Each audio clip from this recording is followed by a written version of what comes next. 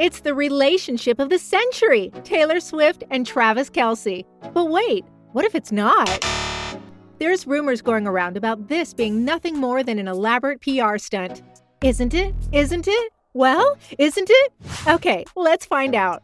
In the past 2 weeks, if you're a football fan, you've probably heard more about Taylor Swift than you ever have before. If you're a Swiftie, you've probably heard more than you ever imagined about tight ends, offensive linemen, and Kansas City. Taylor Swift and the NFL, arguably the two largest monocultures still in existence, have come together in a historic way, according to rumors that she's dating Kansas City Chiefs tight end Travis Kelce. Even if you're not a fan of either, by this point, you've probably heard at least a little bit about how, during the Eras tour, Kelce gave Swift a friendship bracelet with his phone number written on it in an effort to win her over. Soon enough, the two were hanging out. Then, all hell broke loose because there she was, in the VIP box, watching his game at Arrowhead Stadium, sitting next to his mother, no less. If that wasn't enough proof, the two lovebirds jetted off in a getaway car to a restaurant that he'd booked so they could celebrate his win with their closest friends and family. The anticipation for the pair's next meeting between the Kansas City Chiefs and the New York Jets was so high that the NFL prepared a promo for the game using Swift's "Welcome to New York" as the background and subtly claiming that the game was tailor-made for Sunday night. And they were right. Swift showed up at the game with a large group of famous pals, including Blake Lively, Ryan Reynolds, and Hugh Jackman. They were all seated in the VIP section alongside Kelce's mother, supporting the Chiefs, but all eyes were on Taylor. Many people believe that the entire relationship is just a PR gimmick, but this only begs the question of who is profiting from it and how.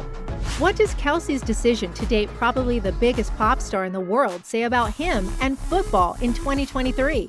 But then again, there are a few reasons to at least be a little wary of the duo. Some people claim that the entire romance was staged by the Chiefs' marketing team as a publicity stunt to divert attention away from Patrick Mahomes' wife Brittany, who causes quite a bit of stir on social media. But given how much time Taylor and Brittany have been spending together lately, whatever the plan was appears to have failed. Some fans also believe Kelce is using the situation as a diversion from his split from Kayla Nicole, whom he dated for 5 years before the Swift rumors surfaced. Another hypothesis is that the stunt was planned by the Kelce brothers to create hype for their new documentary. Well, football fans argue that those brothers didn't need any PR, and same goes for the Swifties. They both are two superstars of their own fields, and this is the connection nobody saw coming. But let's, for the sake of argument, believe that this really is some type of elaborate publicity stunt. Because remember how Swift prefers to keep her romantic relationships out of the public view, at least in the beginning? This connection seems to have received way too much media attention, which is one of the main reasons why many fans are skeptical that she and Kelce might be in a real relationship. Some folks believe that Swift and Kelce's relationship may be an intentional attempt to change how the media actually portrays them. Kelce appears to be pursuing opportunities outside of his NFL playing days, such as hosting Saturday Night Live in March of 2023, while Taylor might be attempting to persuade the media that she's dating and having fun, especially after the controversy over her brief relationship with the 1975 vocalist Matty Healy. Those were pretty dark times for Swifties all around, huh? We all know that finding Easter eggs hidden by the Swift herself is one skill that the Swift fans excel at. The most recent one is about her album 1989, and so some people think that she might be attempting to mimic the themes from that album's 2014 release. He's got that James Dean daydream look in his eye, and she's been donning the red lip classic thing that we like too. Plus, when they were seen leaving the stadium, his outfit not only matched the color scheme from the album, but the jacket and pants were also found to be called 1989 Bedroom Painting Set. Coincidence? Maybe not. The fact that Kelce was born in 1989, the same year as Swift, and the fact that she will be releasing 1989, Taylor's version, on October 27, 2023, are other Easter eggs that have fans questioning everything. Her fans know she leaves no stones unturned. Anything for the vibes. And what's with the NFL doing everything they can to highlight the relationship? Going so far as updating their bio to the date that the singer attended the Chiefs game against the Chicago Bears and adding the words "Taylor was here." If you remember, Swift has collaborated with the NFL before as well. Swift revealed in October 2022, before the release of her album Midnights, that a sneak peek would be played during the New Orleans Saints and Arizona Cardinals game. And it wouldn't be the first time she got into a seemingly PR-driven relationship either. Remember the stint with Tom Hiddleston? A highly publicized yet brief relationship in the summer of 2016. Only a few weeks into their whirlwind affair, she was seen going on a stroll with Hiddleston and his mother. This was remarkably identical to how the Cruel Summer singer hung out with Kelce's mother during the game, just a few weeks into their alleged relationship. But one thing is for sure, Kelce will make millions of dollars whether the relationship is a genuine love story, a publicity stunt, or something in between.